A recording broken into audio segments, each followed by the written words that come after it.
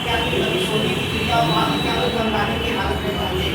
तो प्रिय विद्यार्थियों, आप सब लोगों को बस आज के दिन पर बहुत सारी शुभकामनाएं देकर की एक बात बतानी है, क्योंकि ये देश अगर आज आज़ादी की सांस ले रहा है, उसमें आप जैसे नौजवानों का रोल सबसे बड़ा रहा है, इसमें कोई संदेह नहीं।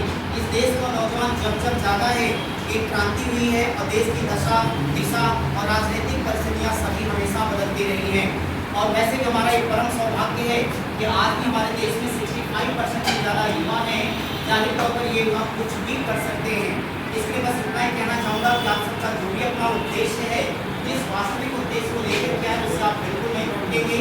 आज के दिन आपको यही शपथ लेनी चाहिए, प्रतिज्ञा करनी चाहिए, क्योंकि आप आज़ादी से रह सकें, स्वतंत्र होकर के सांस ले सकें, आप जो चाहें वो कर सकें। ये करने के लिए आप जैसे नौजवानों ने, चाहे वो शहीद भगत सिंह हो, चंद्रशेखर आज़ाद हो, चाहे बिस्मिल्लाह खां हो, पंडित चंद्रशेखर आज़ाद के अलावा गांधी, नेहरू, टैगोर, ऐसा कोई स्वतंत्रता सेनानी नहीं है, बाबा साहब भीमराव अम्बेडकर जी, कि जिसका योगदान इस देश के ना रहा। एक भी व्यक्ति को आप कम या ज़्यादा नहीं आंक सकते, अपने अपने हिसाब से सभी ने योगदान दिया।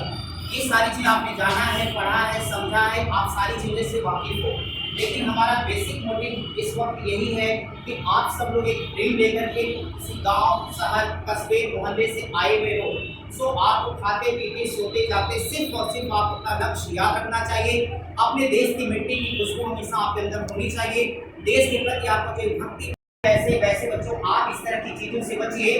नकारात्मक बोलने से, नकारात्मक देश हैं जिसको इतनी बार लूटा गया 712 ईस्वी से लेकर के 1945 तक, यानी हजारों बरस कोई कोई आता रहा। कभी कोई मोहम्मद बिन कासिम बन के आया, कभी कोई महमूद गजनवी बन के आया, कभी कोई मोहम्मद गोरी बन करके आया, कभी यूरोपीय कंपनियों के नाम पर कोई आया, चाहे पुर्तगाली आए, डच आए, इंग्लिश आए, फ्रांसीसी आए, या जितने भी लोग आए, यूनानी आए, आपके पास कौन नहीं आया।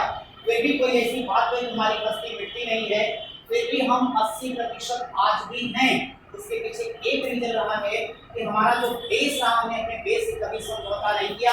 चाहे उस बेस को आप सनातन धर्म कह लें, चाहे वैदिक संस्कृति कह लें, चाहे हिंदुत्व कह लें, चाहे भारत की आत्मा कह लें, चाहे हमारी आन बान शान, जो आपको कहना हो कह लीजिए। लेकिन एक सत्य है कि सारी विपदाओं के बावजूद आज भी हम ना तो डिगे हैं, ना भविष्य में डिगेंगे। उतार चढ़ाव तो होता रहा है। आज भी अगर हम देखें 1947 से आज तक हमने बहुत कुछ अचीव किया है वर्तमान समय में भी, और कोई दुनिया की ऐसी व्यवस्था नहीं, कोई ऐसी सभ्यता नहीं, कोई ऐसी संस्कृति नहीं जहाँ पर दोष ना हो। तो मैं एक ही बात आज के दिन कहना चाहूँगा कि भारतीय सभ्यता और संस्कार में आप कमियाँ खोजने की बजाय अपनी ताकतों को पहचानिए। आप ही बताइए, शायद आप में से बहुत सारे ऐसे विद्यार्थी जो जानते होंगे, दुनिया का कोई ऐसा देश बताइए जहां पर आपके भारतीय लोग ना हो। ऑटो चालक से लेकर के राष्ट्रपति, प्रधानमंत्री जैसे पदों को लोगों ने सुशोभित किया है, तो कोई और नहीं बल्कि आप ही हो। आपके अंदर शक्ति असीम स्टूडेंट्स बस केवल आप भारत में हैं। कई तमाम दुनिया के ऐसे देश जिनके पास इतनी जनसंख्या भी नहीं है। तो ऐसी परिस्थिति में हमें अपनी ऊर्जा को सही दिशा में लगाना है। आप जिस भी पावन उद्देश्य ले आए, आपका कुछ भी मोटिव हो, जो भी आप बनना चाहते हो, क्योंकि हमें हर पद की आवश्यकता है।